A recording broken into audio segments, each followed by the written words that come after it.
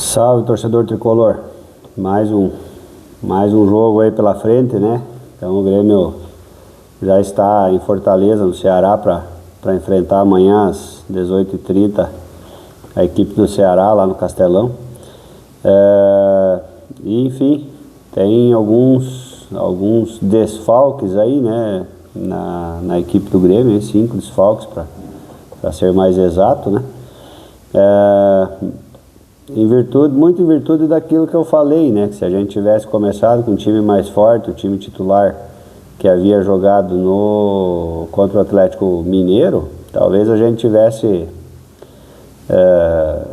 construído um placar um pouco mais elástico e às vezes o Bright não precisasse nem ter entrado, né? E entrou, resolveu, enfim, mas no finalzinho do jogo teve um entorse no tornozelo, está sentindo dores, não teve ruptura de ligamentos, ao que tudo indica, né? Parece que não fizeram nem muitos exames aprofundados, mas enfim, a princípio é uma entorse, né?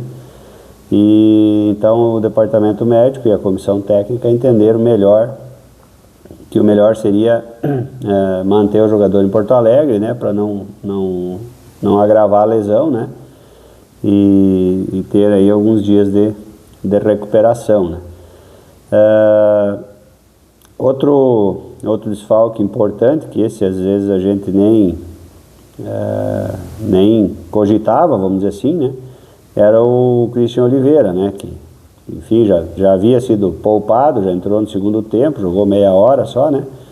E então o Quinteiros optou por poupá-lo ele mais uma vez, né?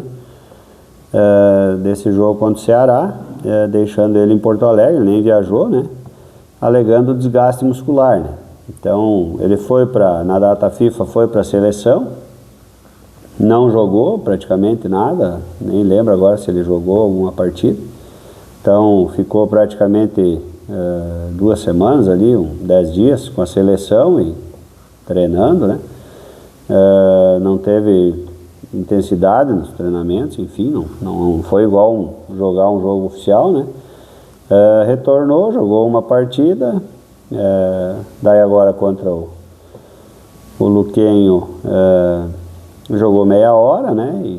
E ele mesmo dizia, né, que estava feliz em vir pro futebol brasileiro, que agora ele iria poder jogar um jogo a cada 3 dias, que é o que ele gosta de intensidade e tal, mas daí quando começa a botar intensidade, o cara tá com desgaste muscular, né? Então, e um guri de 22 anos, né?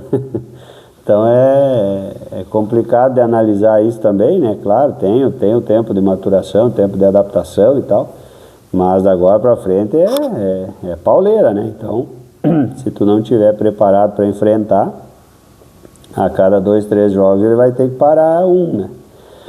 Mas enfim, acho que esse jogo contra o Ceará também é importante, né? No Brasileirão, se vencermos, permanecemos em primeiro lugar ali, né? Junto com os líderes, ou de repente a gente até pode ficar isolado, né? Na liderança. Mas entende-se que pode também poupar alguns jogadores, né? Haja vista que Bright e Christian Oliveira ficaram em Porto Alegre, né? As outras 3 baixas não são novidades, né? Um é o Luan Cândido, que esse aí até agora não sei o que está fazendo, né? Porque o cara chegou em janeiro, até agora não conseguiu recuperar a forma física. Quando joga, aquele jogo foi expulso, no outro jogo não corresponde. O Cuejar, até antes das finais do Gauchão, vinha jogando, depois disso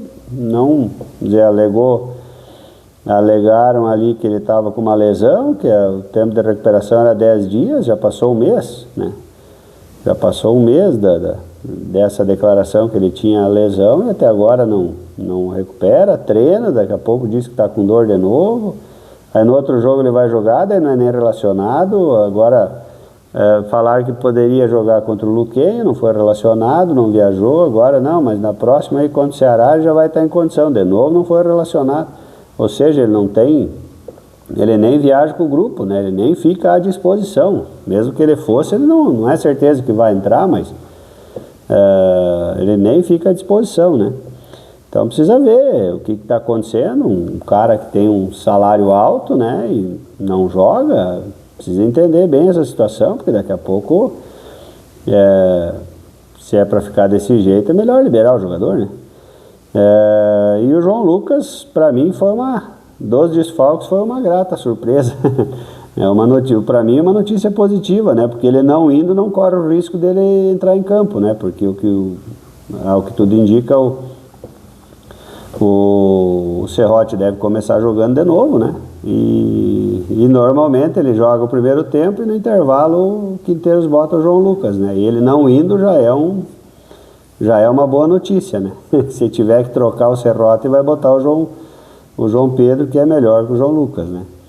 Tá, então assim, falando então dos relacionados, né, que saiu no dia de hoje, na tarde de hoje, os relacionados pro jogo, né? Então, os goleiros aí, Gabriel Grando, o Jorge e o Thiago Volpe, né?